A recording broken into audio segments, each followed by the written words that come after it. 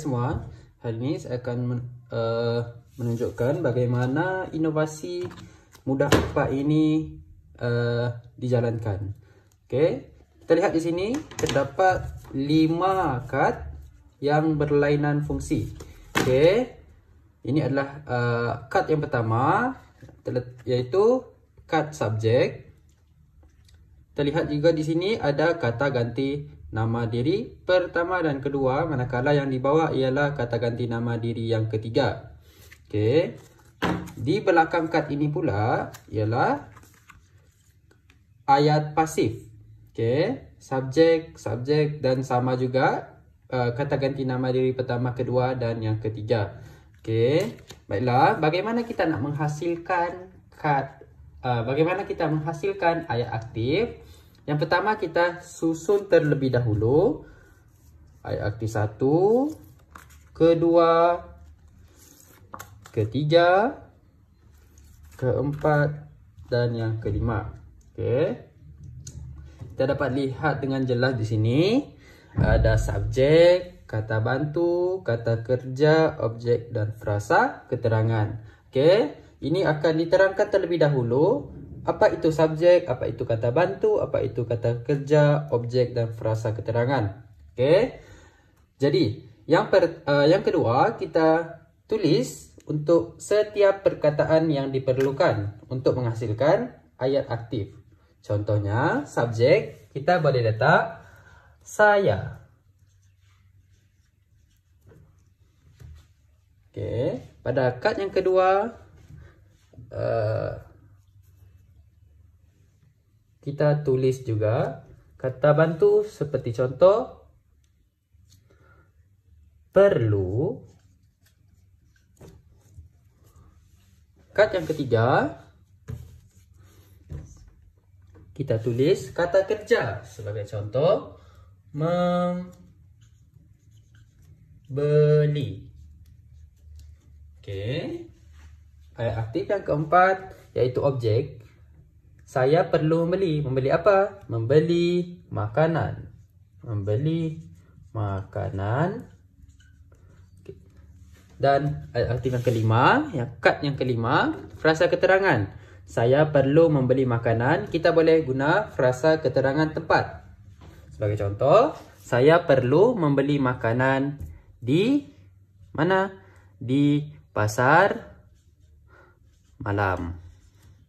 Okey, ini adalah contoh ayat.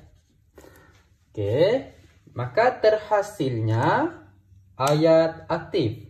Saya perlu membeli makanan di pasar malam. Okey, ragam ayat aktif telah pun terhasil. Seterusnya, bagaimana kita menghasilkan ragam ayat pasif pula? Okey, di belakang ni kan ada ayat ruang untuk ayat pasif. Kita lihat ayat aktif, ayat pasif. Okey, bagaimana kita nak menghasilkan ayat pasif?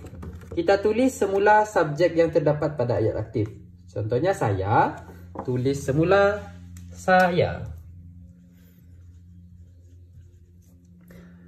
Kata bantu perlu, pada ayat pasif kita letak perlu juga.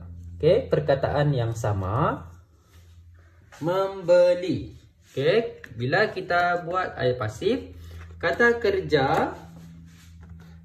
kerja imbuhan awalan digugurkan. Okey, membeli imbuhan awalannya ialah mem.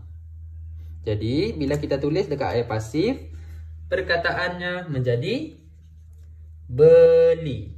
Okey, apabila kita menggunakan kata ganti nama diri yang ketiga pula, membeli, kita buang imbuhan awalan digugurkan dan ditambah perkataan di dan oleh. Seperti contoh dibeli oleh. Okey.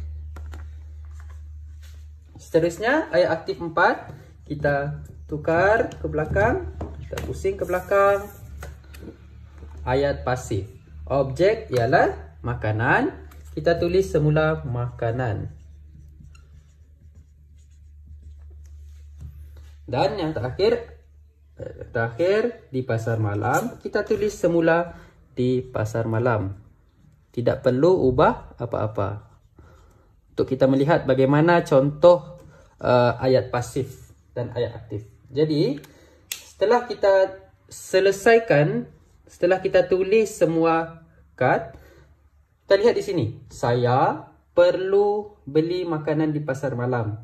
Ayat ini masih ragam ayat aktif. Bagaimana kita mengubah kepada ayat pasif? Kita ubah kedudukan setiap kad. Sebagai contoh, ini adalah nombor 3, 2, 4, 1 dan 5. Okey, kita susun dari angka 1 sehingga 5. Ini adalah kad yang pertama, ayat pasif 1. Kita letak pada tempat yang pertama. Yang pertama, kedua, keempat. Ayat masih tidak tersusun. Jadi kita susun 3, 4 dan 5. Okey. Sudah kita susun, maka kita baca semula. Makanan perlu saya beli di pasar malam. Jadi kita dapat lihat di sini dengan jelas bahawa ayat pasif sudah pun terhasil. Jadi inovasi ini memudahkan murid-murid untuk menghasilkan ayat aktif dan ayat pasif.